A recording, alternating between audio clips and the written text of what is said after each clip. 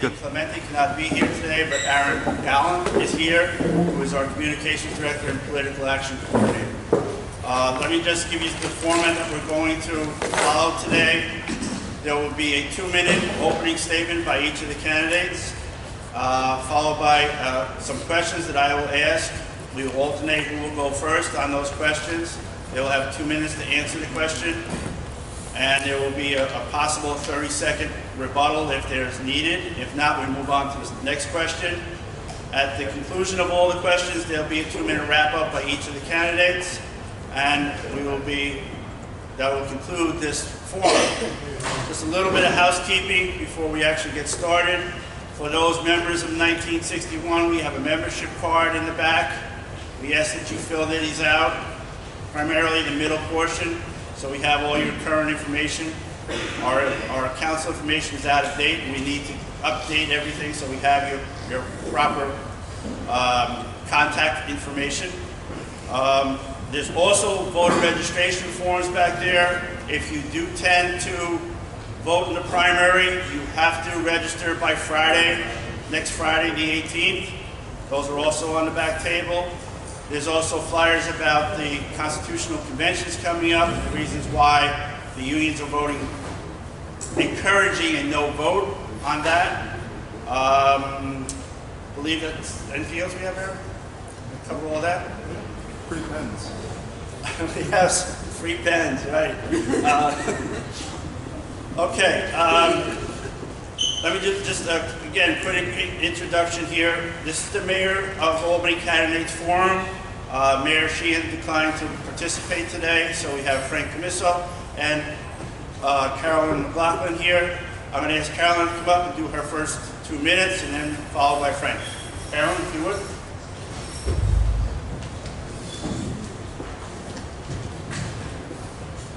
Good morning. Good morning. I want to thank you all for coming out this morning on a Saturday. I know that we spend a lot of time during the week working hard at our jobs, so the sacrifice that you make to be here today is greatly appreciated. I'm standing here today as a candidate for mayor of the city of Albany because I want to bring to you a renewed hope, a new vision, a new perspective on what Albany can and should be.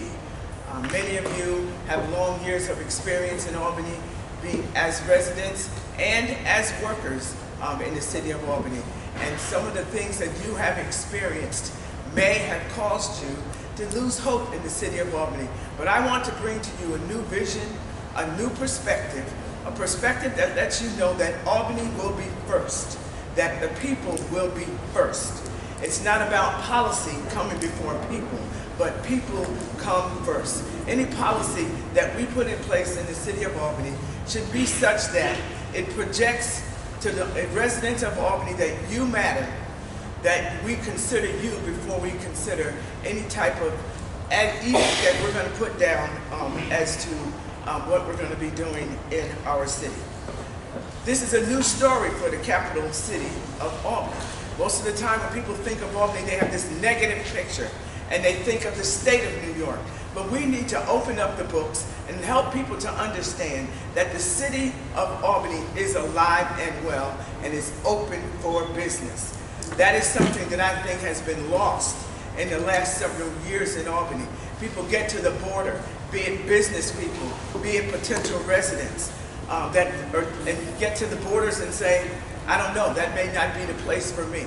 But we want to present a vision that lets people know that Albany wants you. We need you to be here. I'm talking about a collaborative leadership, a leadership that's going to provide for equity throughout the city when any decisions are made. And when I talk about equity, I'm talking about making sure that everybody in this room is considered. Everybody that lives and chooses to make Albany their home is considered in any decisions that we make. Thank you so much for being here.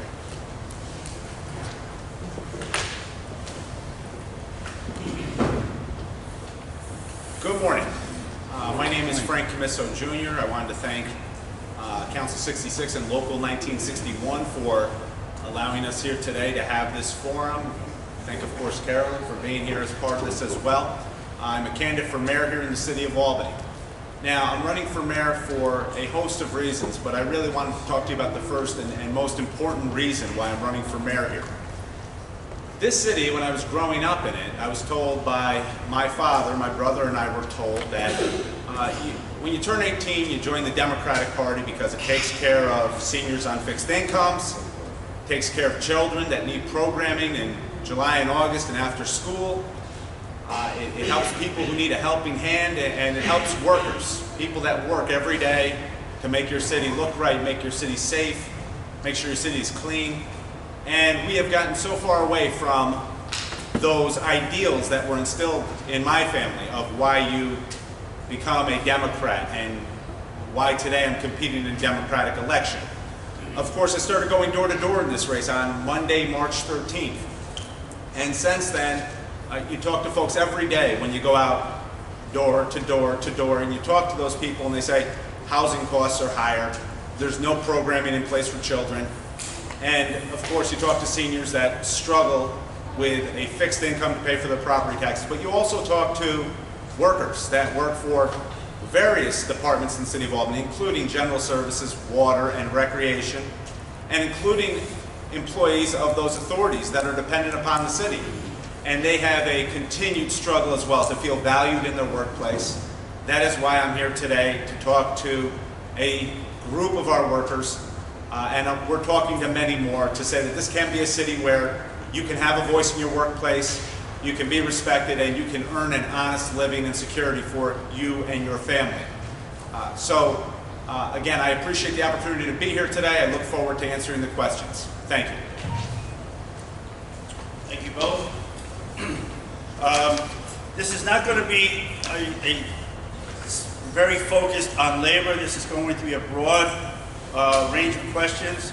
Our first question, though, will have to deal with the obvious staring in our face as the local representative, is our contract with the city, where we've been without a contract for 4 years, and we have not been to the table since 3 months ago. I think was the last date we had. We were told after July 11th. We're still waiting for a date after July 11th. So, Carolyn, going first, we'd like you to address the issue of a contract settlement, including health insurance. Thank you.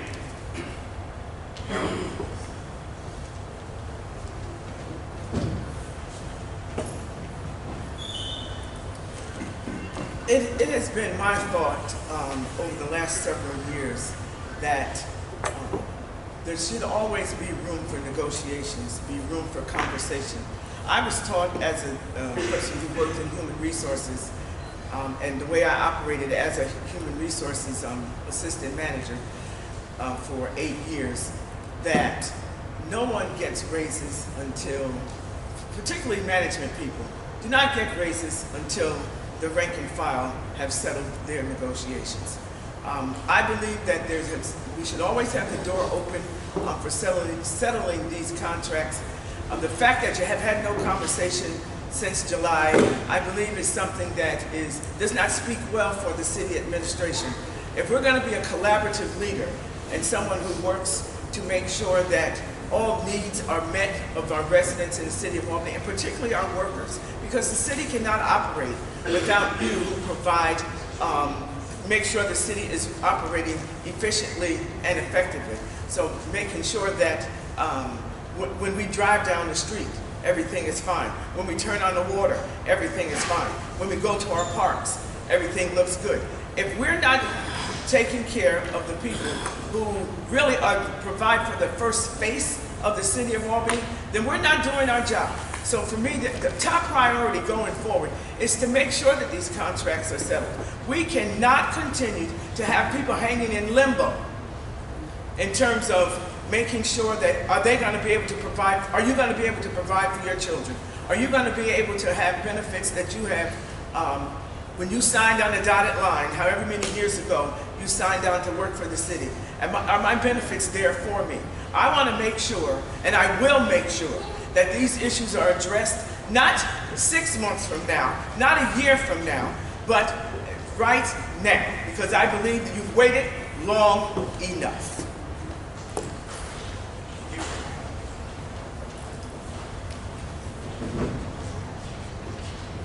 I had anticipated that this question would come up, and I love to talk about it.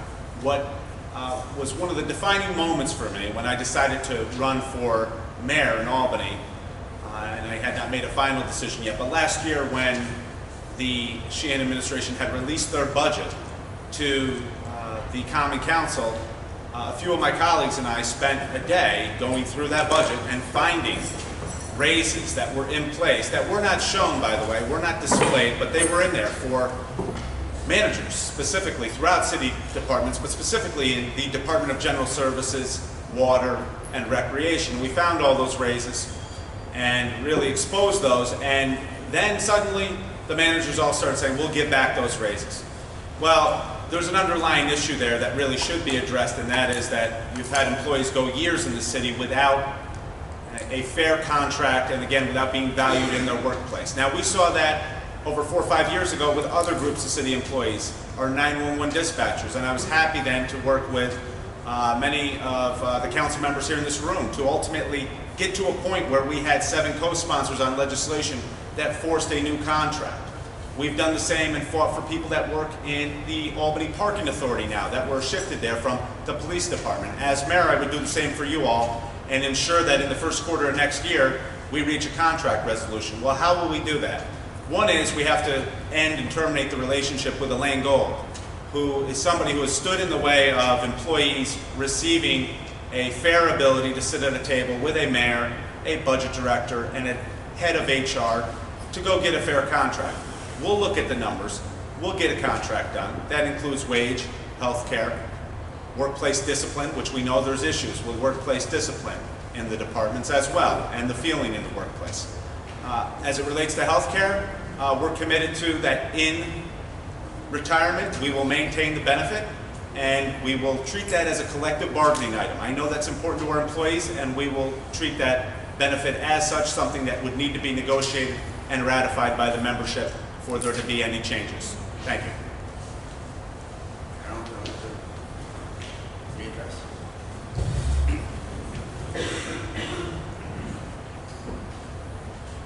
I just wanted to be clear that it was a collaborative effort. In order to have conversation around the council table, there are people, as council president, I don't have a vote, but I have a strong voice. And on these issues of around the raises, we were very vocal about the fact that, and as I stated in my remarks, we were very vocal about the fact that administration personnel should not be getting raises before the rank and file that keep the city going. That is very an issue that is very emotional for a lot of people, because I look at you all as the individuals that are going to stick with the city. You're not here for a year or two looking for the next step up. You're looking to stay with the city and find your step up right within the city. So we'll continue to fight for the opportunity for you to do that. Right.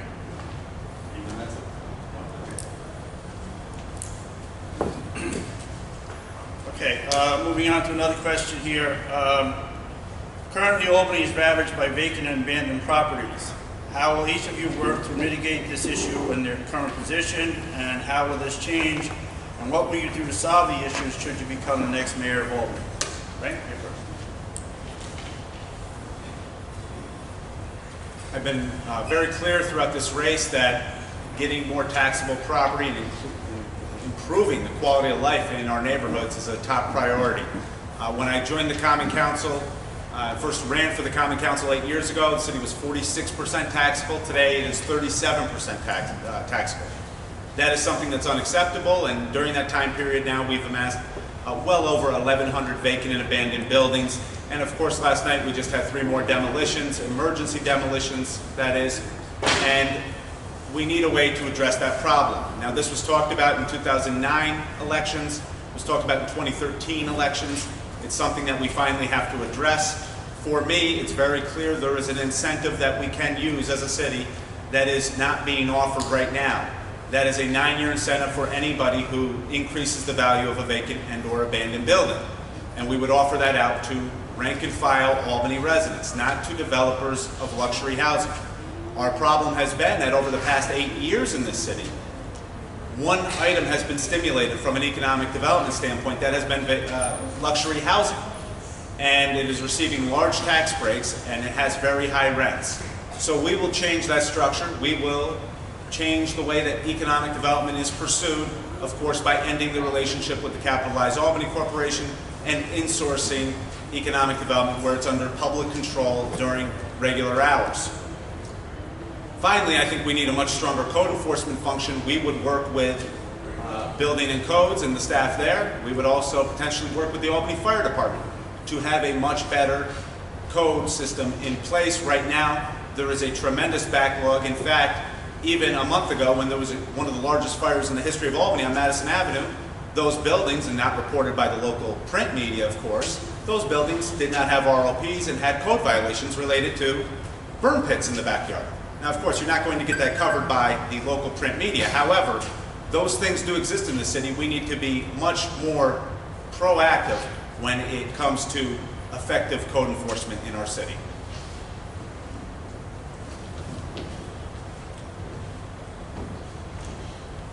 If I must, I will piggyback on the last statement he made, because I do believe that first and foremost we have to deal with enforcement. We have legislation that is in place regarding vacant and abandoned buildings in the city of Albany, but we need to apply resources to make sure that we enforce the laws that we currently have on the books.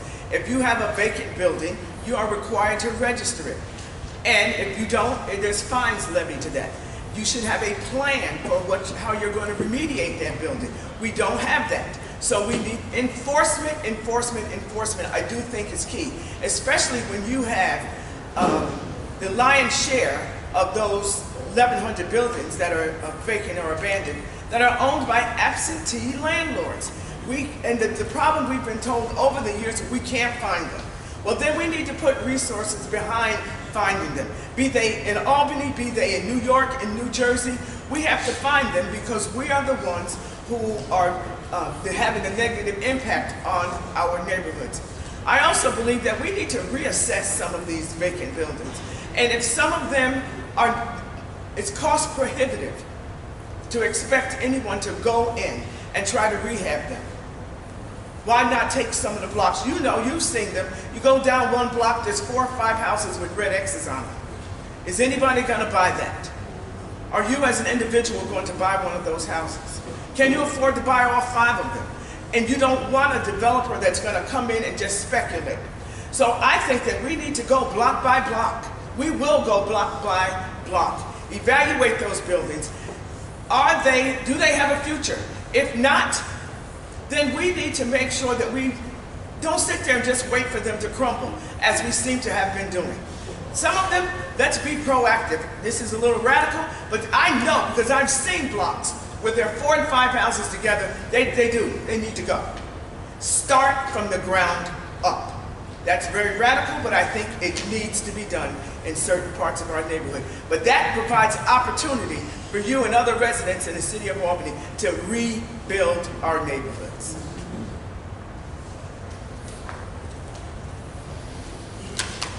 Okay, next issue we'd like to address is property taxes, that both are running with to cut property taxes that have been raised with the idea that, as Frank mentioned, about the low percentage of taxable land in the city, and that over 60% of this is tax exempt, mostly because they're state buildings. So how would you address the fact that you want lower taxes and when the tax basis is as small as it is today?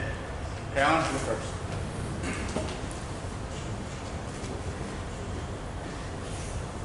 With that approximately 60% of our buildings tax exempt, we do understand that the rest of us are carrying 100% of the load. I believe that we have to look at these public-private partnerships that exist in the city of Albany and elevate them to another level. When we look at, we've got the educational system, the nonprofit system, and any others around the city of Albany that have tax exempt status. The only way we're going to be able to reduce your taxes or to make sure that your taxes don't go up any higher is to make sure that those who are not paying their fair share pay their fair share. I also propose, and this is a conversation that I believe has to be continuous. When we look at SUNY Poly out on Fuller Road, this is a multi-billion-dollar operation out there. They, in the last 3 years, have paid us $1.5 million. $12.5 million that we looked to the state for, we should have been looking to SUNY Poly to give us that money. And I believe that that's a conversation that has to be continuous. It has to be built. Because I believe if we're going to increase the general fund that we have to operate the city of Albany, we need to get out of debt. Part of the things that we go into debt for, we have to buy our police cars, have to buy trucks and cars that you all ride around in to do the work that you have to do in the city. Police cars, fire trucks, paving of our roads. We bond for so much of this. We go into debt. We could eliminate going into debt if we asked SUNY Poly to pay for those things outright. What, they want to say that they're tax exempt? Well, let's have a memorandum of understanding with you such that on an annual basis you will assist us in taking care of these types of operations in the city. I do believe that this is a conversation that has to be ongoing, and we can get our legislators on board to help us to have that conversation. Because continuing to say they're tax exempt, they can't pay, we can't take no for an answer. They have to pay their fair share. Thank you.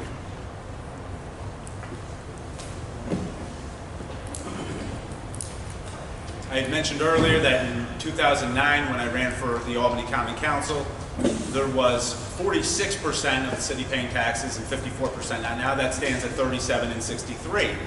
And that 63% represents $8.6 billion, billion with a B, $billion of tax-exempt property in the city. And much of that could be attributed to a status as a state capital.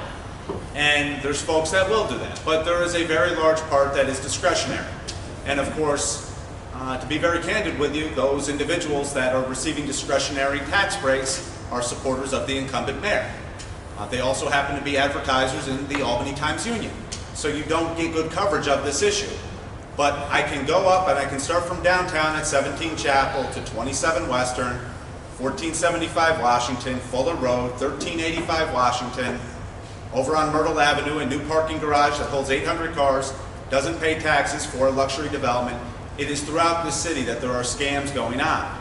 So until you have integrity in your tax rolls, you will not be able to fund strong public services. That includes your contract, investments in streets, sidewalks, and curbs.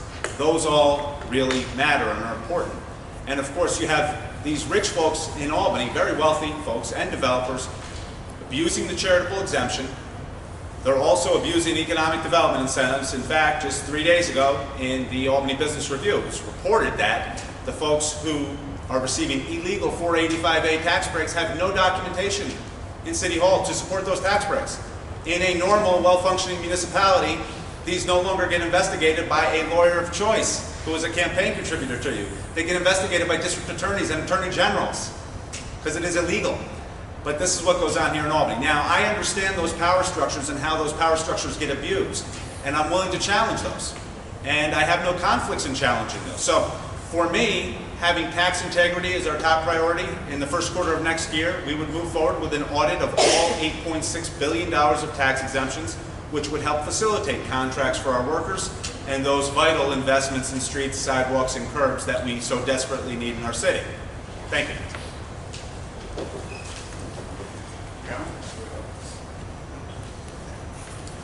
All right, I have a number of questions that kind of hit on the same issue. Basically, is the morale of the workforce throughout the city, not just the local that we represent, which is the blue-collar workers, but throughout the city, that the morale is excuse my French, piss poor. Let's call it what it is. And, you know, what is your plan to, obviously the contract will go a long way towards relieving some of those concerns, issues, feelings that the current workforce has. What is your position to, besides the contract, show the workforce the support that they want, deserve, and should have? Right?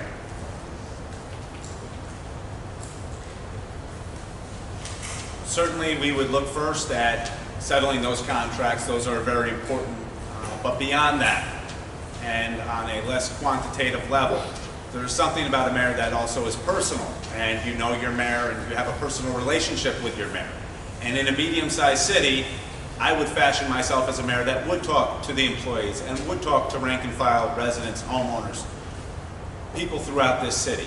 And we don't have that in place right now. In fact, I've heard from many of you, the workforce more broadly, that currently high-level city department heads, the mayor, others associated, do not work with you, do not talk to you. They walk right by you when you're doing your work day to day. That is not right. So we could do much better in that regard. Certainly as well, I would look to end that relationship with Romer Wallens Golden Minot. There has been many diminishing things said about your work and the work you do by Elaine Gold over the past several years. I think we need to make a change there, and again, we would insource that function. Finally, I am here today presenting to you not because I want to work with you for a one-month relationship until September 12th, but because I want to have a long-lasting relationship. I want to be on a first-name basis with our employees, with their families.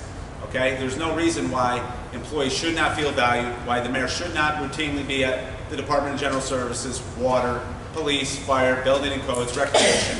There's no reason that should be the case. So as mayor, I would pride myself every week trying to get out to be at those departments. And a week may not permit in some instances, but I will get out there and I will know you. And for this unit in particular, I'll probably know the most of you because I know many of you live in the city of Albany. So again, we'll work with you here over the next several weeks, but again, I want to develop a long-lasting relationship with you, whereby you have that confidence that you know your mayor and your mayor knows you and knows your family, knows where you live. And we will move forward in that regard, that we will respect our employees in the workplace, and it will be a feeling of mutual respect. We will not diminish the work you do every day. We will value it, and that needs to be made clear across all departments and functions in city government.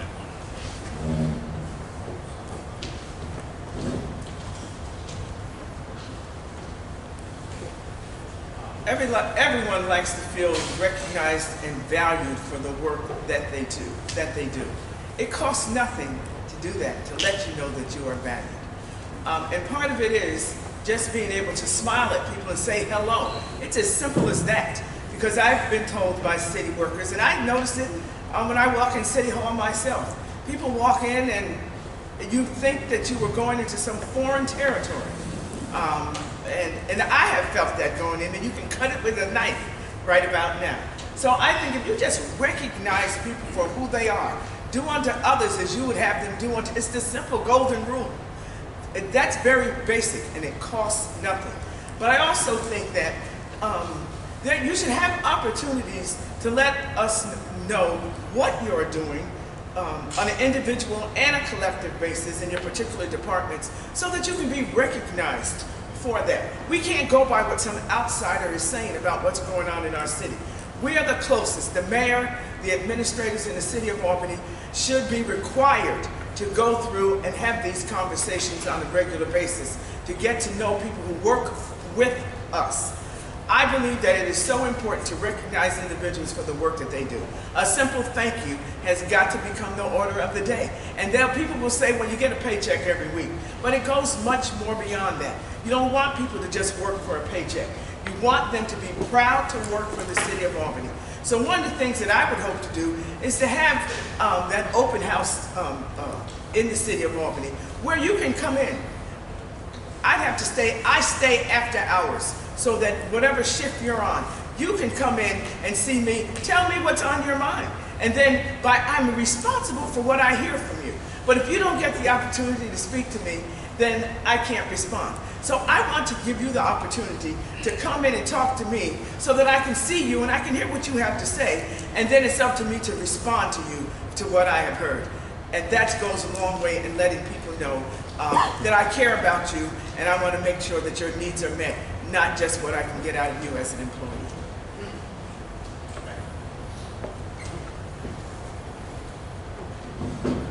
The other piece as well to making employees feel valued in the workplace, because we do have many departments and functions, and there are many priorities in the city, but it's having department heads and deputy department heads and high-level people in the departments that show that level of respect every day to the employees. And unfortunately, certainly relevant to this presentation here today, we know that that has been lacking at times in the Department of General Services, Department of Water, and the Department of Recreation, and many other departments as well. So we will work to have those department heads in place such that you would feel valued in your workplace as well, and there would be a clear chain of authority up to the mayor where you could work with those department heads in addition to working with me directly as a mayor. Thank you. Okay, the next question is kind of multifaceted in that kind of combine a few issues together here. Trash tax, the future of the landfill, and recycling. Kind of putting those all together, they kind of are interrelated. We'd like to hear your views on how and what you were going to do relative to these issues. Carolyn, come first.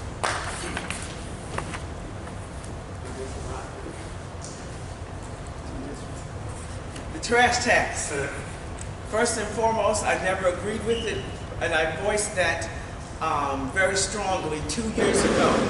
At this point in time, I still believe that it's illegal that we're even collecting it this year. It was put in the budget without any legislation authorizing the collection of the payment. So I really believe that if we were going to do a trash tax, it was an all or nothing. And there were various proposals put out on the floor that certain council members would not move forward that changed the formula. A formula that said, well, if you're going to tax anybody, tax everybody. And could not get the votes for that. I stood there and watched council members say, I know this is not fair, I know this is wrong, but I got to vote for it anyway.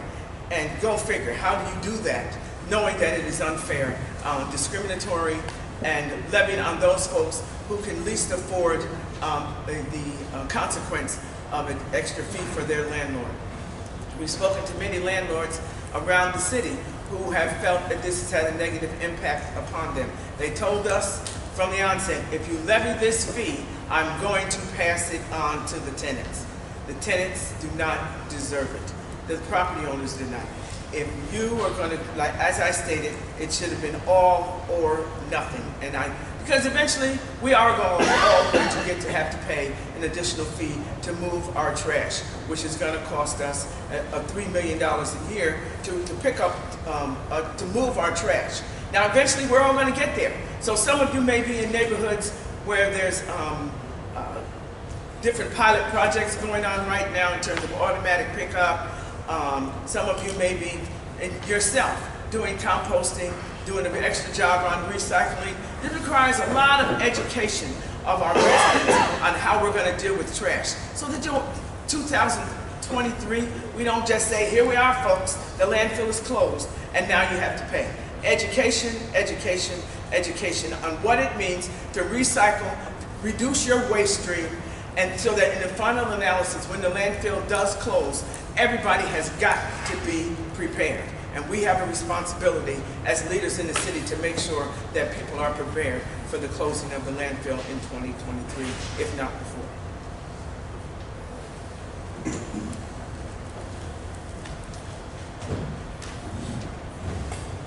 Many of those problems that I referenced in 2009 still exist here today, 8 years later. One of those is the city's very abysmal recycling rate, yet we've had the same recycling coordinator the entire period. That's an 8-year period that we have had a very poor, one of the worst in New York State recycling rates. So we know we can do much better with that. We have brought ideas forward to the administration, including a pilot program for organics. That is something that we have not been taken up on. So we could do much better with a recycling program as well. Now the other thing we need to do in the very near future, of course, is to raise the rates on the commercial haulers that are filling up over 2/3 of our landfill. And we could extend the life of the landfill a significant number of years by having a higher rate on the commercial haulers that currently use that facility. The current plan that is being talked about is by the Sheehan administration is to ship the garbage of the city of Albany and our partners here amongst the other municipal governments in Albany County about 350 miles round trip every day out to Seneca. That is not really a viable business option, certainly not a viable environmental option, but from a business perspective, it is very lacking, right? I mean, it will be a significant cost, perhaps $90 to $100 a ton. What we need to really do is work with the folks at the state level who we would need approval from to have a new disposal option in the capital region for Albany, Schenectady, Saratoga, Greene, Columbia counties. That may be burying the waste, but there's a significant amount of environmental research and scientific research that shows that is not a great solution. We could as well look at incineration at some point in the very near future. Those will take a 3-year process just to build, much less to permit would take years longer. So as mayor, I would reach out to the officials at the state level and plead with them and make very clear to them that we need a solution here in the capital region to have an affordable waste management option going forward. And to me, that is one of the primary problems we have in the city of Albany. Of course, we have a $20 million deficit, and that gets greatly compounded by having a waste management problem looming that could cost us another $5 million a year.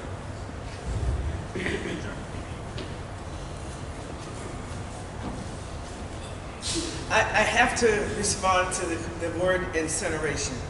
If you understand and lived in Arbor Hill or the West Hill area of Albany 25 years ago, you know when the incineration plant was open on Sheridan Avenue that it caused a lot of problems. I lived in that area. I lived on Beverly Avenue, which I would say must be a mile or less from the incinerator. I would come out of my house and see black soot on my car, on a white car, and if it snowed, you could see it in the snow. So incineration, I don't see as an option. There are people right now who are talking about trying to file suits with the state because they believe that their family's health has been negatively impacted and they have lost family members because of that incineration plant that was on Sheridan Avenue. So that word just really bothered me. So incineration is not an option.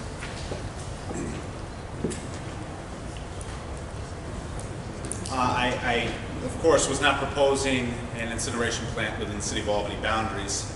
Obviously, those get much more placed out in very rural areas to service a whole region.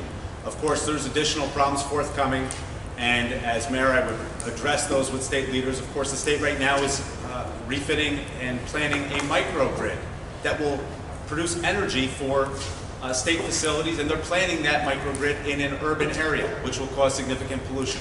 Of course, we have serious problems in the south end of Albany related to the port. So, again, when I talk about potentially looking at incineration with state officials, I'm not talking about anything in an urban area, of course.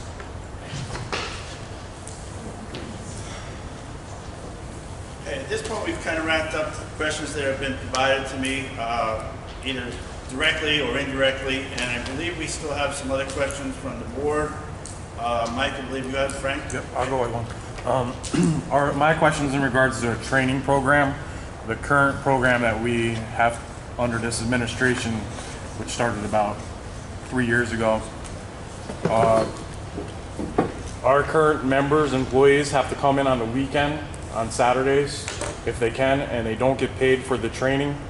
So I was just kind of wondering where you stand on training and what kind of thoughts you may have on that. For those of you who didn't hear his question, it's relative to the training that is being done for the blue-collar workers, and it's normally done on a Saturday on the individual's time.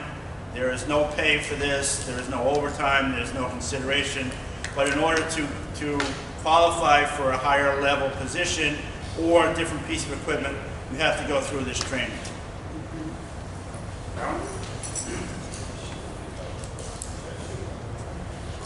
I believe one of the most important things that you can provide for an employee is the opportunity for training for their professional development. I have life experience of working in human resources and providing, developing training programs. I think that that's a #1 priority, and if we need to evaluate all those training programs that you're having, for one, to make sure that they are the ones that are best suited to prepare you for the next level, but also we do need to evaluate, understand the value of your time. If the only way that you're going to move up is to get this training, to me, it sounds like that's a job requirement. So if it's a job requirement for you to have this particular training to perform the task that either that you're doing or that you hope to do, I can't see why we should not have conversation around you being compensated for training. Because I would not want someone working for the city, operating equipment, who's not trained to do it. And if it's a hindrance for you to come on weekends to do that without any compensation, I think we really need to explore that. That has got to be a priority to make sure that our employees are excellent employees and are given the opportunity to develop their skills.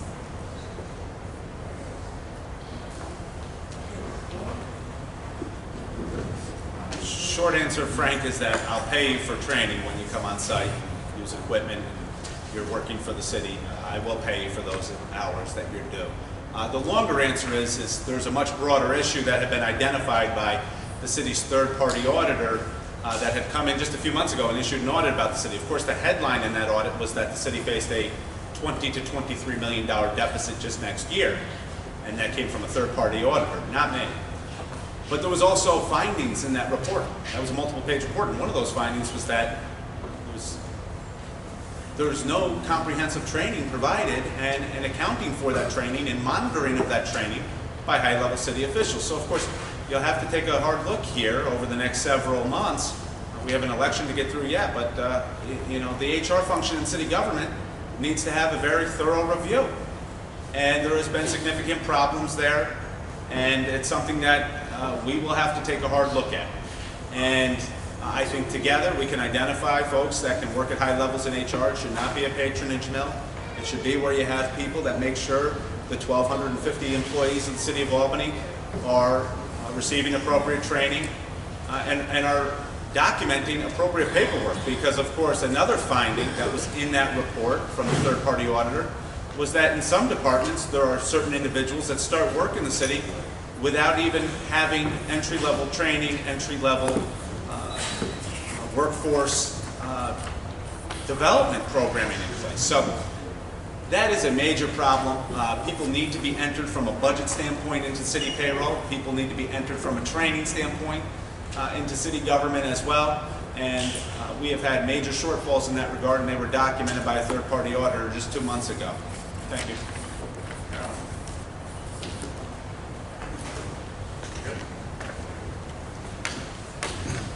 All right, I think we have another one from Mike.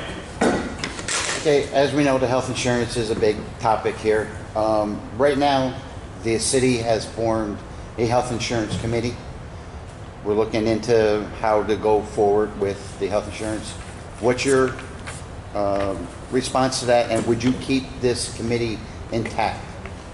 Again, just so that the back can hear the question. The city currently has a health insurance citywide committee with all unions being represented at the table.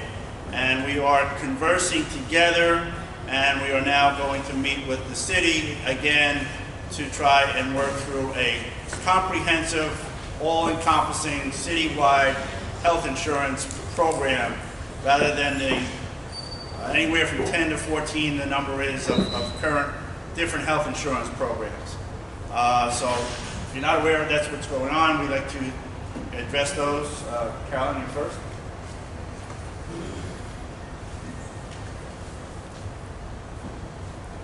When you've got several units of people doing various kinds of work in the city, and you're trying to negotiate insurance benefits, I think it behooves all of us to make sure that there's equitable treatment for the insurance benefits that are going to be provided. The fact that the committee is in place, I think, is a positive thing. The fact that there has not been any conclusion drawn, I think, really leaves a lot to be desired. In terms of looking at the committee, I think the committee should stay in place. But I also believe that the method by which the meetings are set up and what the negotiations, how they're handled, who's brought in to discuss and make presentations, I think where's the member representation, the city representation, who's controlling the discussion. I think those are kinds of things that are going to go a long way in making sure that you get a decision that is equitable for all of the parties around the table. I do believe that this is probably one of the most important issues that any family is concerned about at this time. So we have to continue to make it a #1 priority. As we look around what's going around nationally, we have to make sure that we are taking, as it relates to insurance, we have to make sure that we're looking at all of the discussion that's taking place at that level and how it does it fit into what we are trying to do here in the state of New York, and then ultimately, what are we trying to do on the city level? As I stated earlier, when you signed the dotted line to come to work for the city of Albany, you had a certain expectation that you were going to receive a certain level of benefits, and most importantly, as it related to your health insurance, as a worker and as a retiree. So I do believe that we have got to make sure that those issues remain intact, that those levels of concern that you have remain intact. I had that same expectation as a employee of New York State, and I will fight to the wall to make sure that my benefits are intact, and I will do the same for you.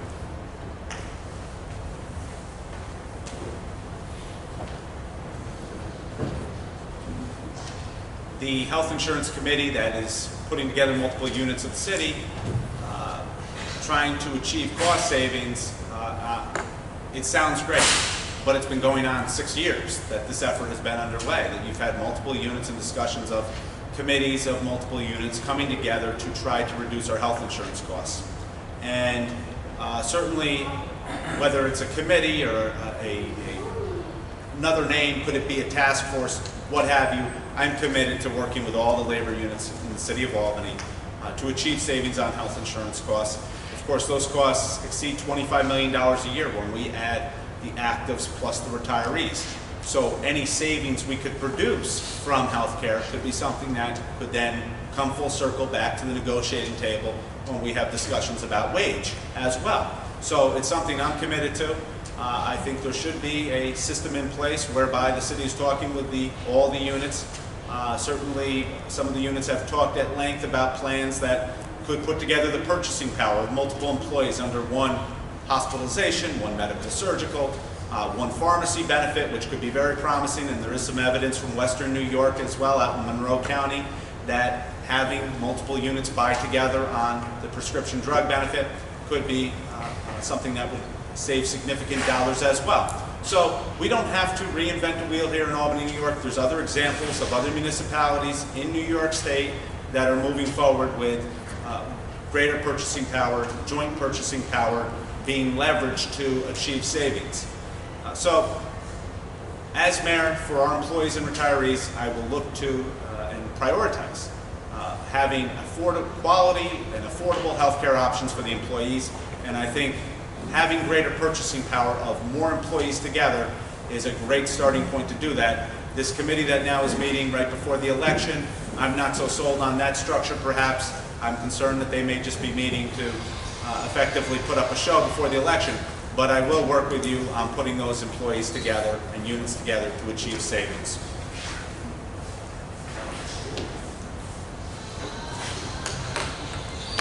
Any other questions that we haven't touched? Right? I have a question. This goes back to that training program that implemented in the city of Albany for like the Department of General Service and DGS.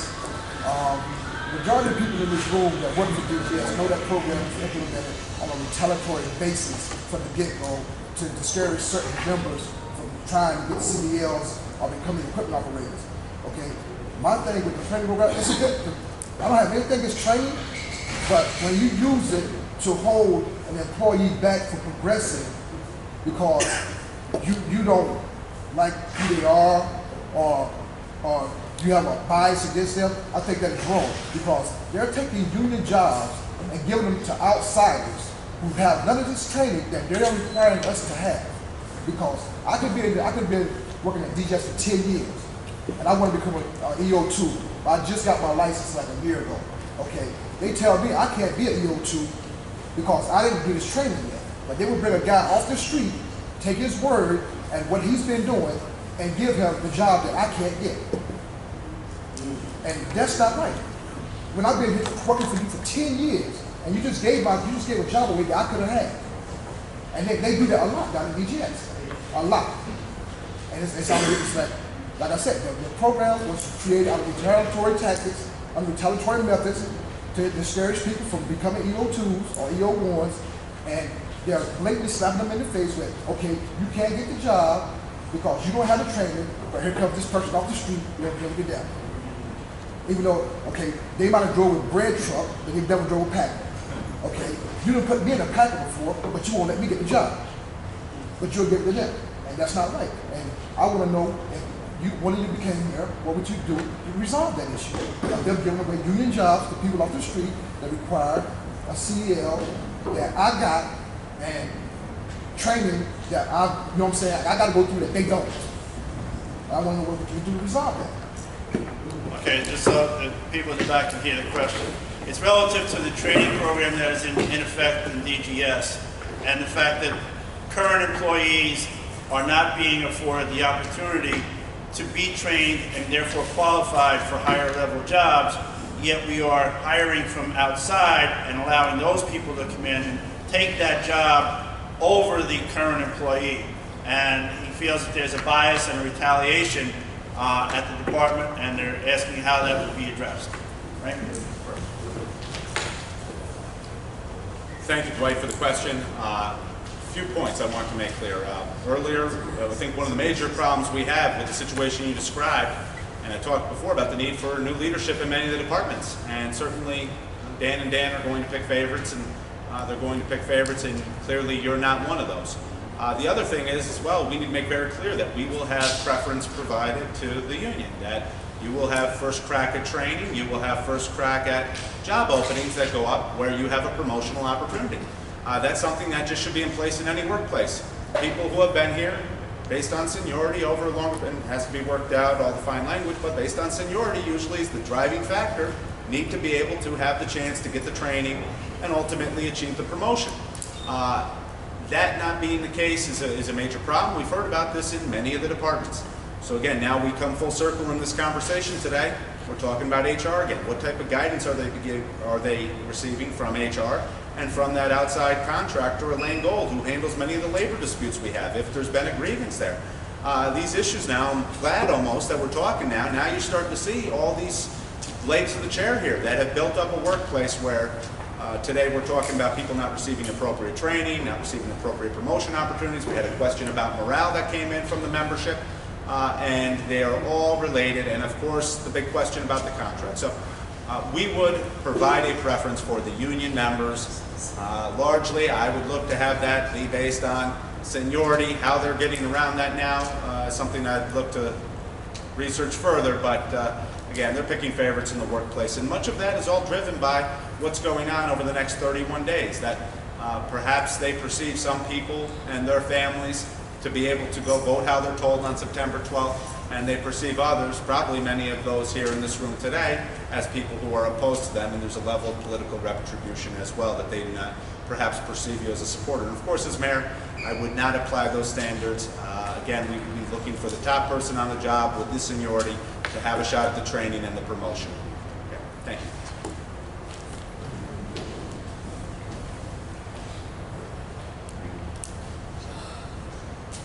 Who are the people that are in the room making the decision as to who gets the training? Is it the administration? Does it also include members of leadership in the union? No.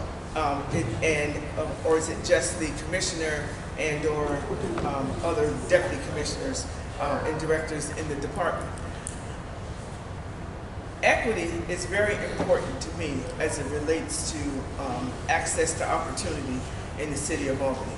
Already we know that of that 1,250 employees that you do not see equity there in relationship. It does not reflect the people that live and work in the city of Albany. So I believe that this is an issue that has got to get front and center. For me, you have to tell me, all things being equal, why did he get the opportunity and you didn't? That's the kind of conversation that I want to have with my department heads. If we're sitting at the table, all things being equal, or even as you stated, there being an example of a person having more experience, why is he getting the opportunity and you're not? I need to have an explanation for that before that even gets approved. And so I'm sorry, if it means that we have to begin to look at each position and each opportunity that's moved forward, then we're going to have to do that. Can't just say, oh, the department just handles these. I believe that the mayor should have an opportunity to review every appointment that's made in the city. I don't care what it is, what promotional opportunity is put forward, and who's given that opportunity. That should be put before the mayor, so that when we answer these kinds of questions, we know what kind of policies are in place to make these things happen. So I believe that if we're going to address this inequity, then we have to be in the room. We have to be front and foremost, front and center, being a part of the decision making. As I stated, you have to tell me why A got the job and B didn't, and justify that for me. If you can't do that, then we need to go back to the table, and you need to provide access to opportunity to anyone who meets the qualifications for the job.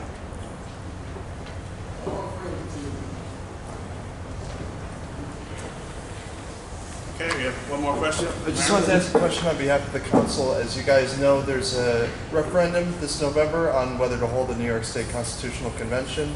It's something that's very important to us and our membership, because pensions are at stake, workers' compensation, our right to collectively bargain. We just wanted to ask what your position is on that. Okay, again, for those in the back of the room, the question is about the upcoming Constitutional Convention. Vote on your ballot in November, whether to have it or not. And right now, it protects our rights to various retirement, collective bargaining, various other issues that could be addressed. And we want to know where the candidates stand on that. I believe Carolyn, you're first.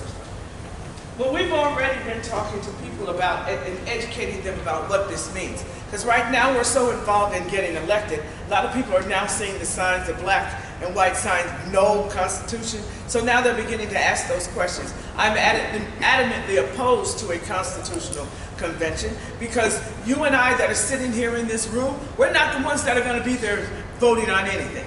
If you got big money and you can go there and you can buy your way into that convention, then you are the ones that are going. They are the ones who are going to be making the decisions. Is the pension that you have come to expect, is that going to remain intact? Those of us who are retired, are our benefits going to be held intact? No. That is the feeling that I have. It is not about you and me that's sitting in this room.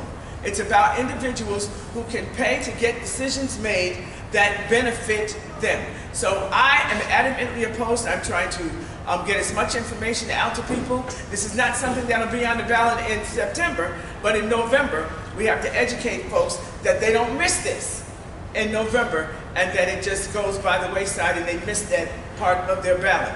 Make sure people turn it over and answer no to that question. So no, we will continue to educate people and let them know that this is not in our best interest.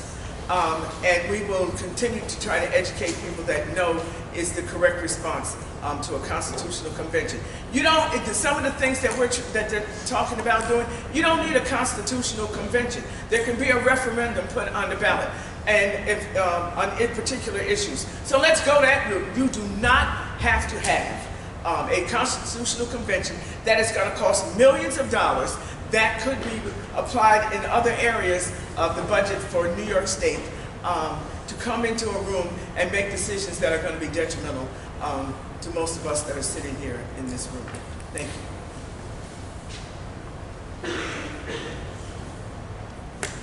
I think I can answer that in much shorter than 2 minutes.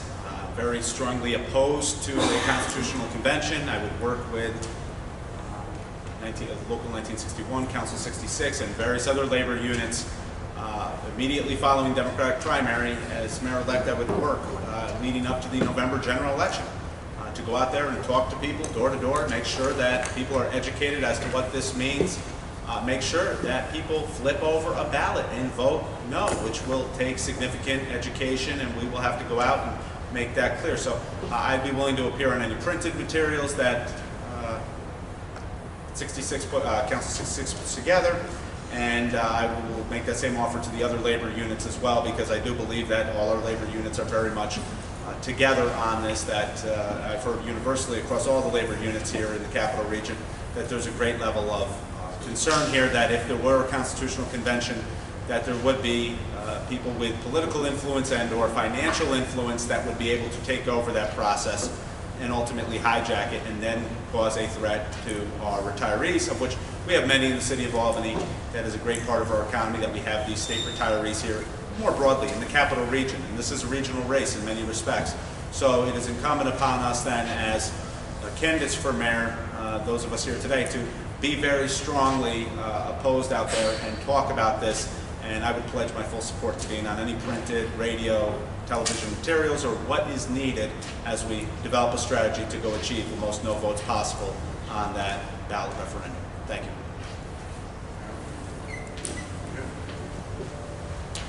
Okay, before we have the candidates wrap up, I want to just touch on two more things that from the beginning.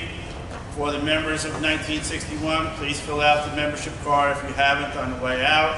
And also, if you have not registered to vote, there are registration forms on the back table as well. If you want to vote in the primary, you have to be part of the Democratic Party, registered as a Democratic Party, and you can do that by Friday in order to vote on September 12th in the primary. Okay, I believe Frank, you're first up this time. This will be our wrap-up session. Thank you, Jack. And thank you again to the membership here today. It was a pleasure to be here, able to present to you all today. I would value our workforce here in the city of Albany. I am a former public employee myself. I worked for PATH for 7 years, was a dues-paying member, and I would value those employees here in the city of Albany and their families. Now, I told you at the beginning of this presentation that growing up in my family, there was a value on joining the Democratic Party, and here I am now competing in a Democratic primary for the highest office in the city of Albany. And it is not a decision I came to lightly, but when I look at the injustices you talk about here in the city of Albany, you can look at the economic injustices whereby the wealthiest people in the city pay the least taxes. Those are all supporters of the incumbent mayor. Those are all supporters of the print paper in town. Okay, when I look at stories just like Dwight said, where I'm a worker and this is what's going on. When you talk to the young women who worked in the mayor's office, 8 of whom left in 2 years, while the now head of the parking authority was the chief of staff, and on these go. People like Elaine Gold make money off city government. And then yesterday, you look at campaign finance reports and you find all the same people that are benefiting from these injustices and taking away other people's rights, whether that be economically, whether that be in the workplace, what have you. They're the ones now all financing the mayor's campaign along with loans from her own great deal of millions of dollars of personal wealth. This is not an election that should be bought. If I was so fortunate to be able to earn your endorsement in this race, I believe, and we have committed ourselves since March 13th, right after I announced, to having a strong database. We have the ability in this race to make history and do something that hasn't been done in many elections, which is remove an incumbent through the electoral process. Very easily can be done in this race. We have targeted those voters, and we are continuing to do that every day. In fact, I'll be doing it in a few moments when I'm able to wrap up today, and we'll be going out and doing it all over again, every day. We're there, we're in the position here to be victorious in this race, and I would love to earn the endorsement of the membership here today to assist in that regard, because I know you have families here, I know you have friends here, I know every day you go out and do work in this city, and you talk to people throughout this city, and the residents of the city who vote love the work you do. They value you too. So I'd love to work together with you in that regard. Thank you.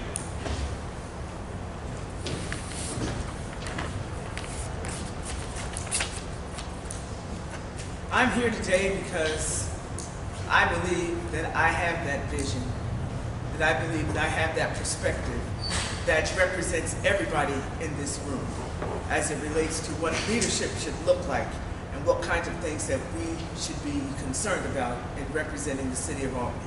It's about Albany coming first. It's about you being first. It's about making sure that your concerns, whether they be taxes, whether they be your health insurance, whether they be your contract, whether they be what your neighborhood looks like, making sure that we are working together as a team, and also making sure that you have a mayor that is going to be responsive to what you are saying to me. I'm here because I do care. I live in the neighborhood with you. I know what it's like to grow up in the city of Albany. I know what it's like to invest in the city of Albany. I know what it is like to be a member of a union family, to be a part of a community that understands that if you work hard and believe if you work hard and you put your job in, you put your work in, that you're supposed to reap the benefits of that. And I tell you, I stand here today because I am a product of a union family. One where my father put in 34 years with Local 190. And I stand here because I know that I saw that hard work. So I understand what you're going through on a daily basis to take care of your family so that your children and your grandchildren can have opportunities. And I want to make sure that you continue to live in a city where you have access to opportunities, not just for you, but where your children can have those same access to those same opportunities. I'm here to let you know that I see you, I'm hearing what you're going to say, and I'm going to respond to you in a timely manner such that a year from now, you won't be asking these same questions again because they will be addressed. Thank you so much. Okay, on behalf of President Frank Coons and President Dan DiClemente, Council 66, we wish to thank you all for turning out today. And obviously we'd like to thank both Frank and Carolyn for showing up and giving us their views and their opinions. And I think we should give them both a huge round of applause.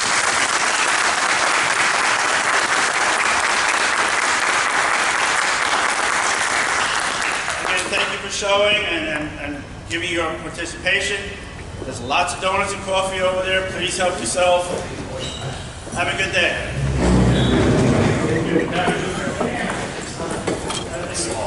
Prayer.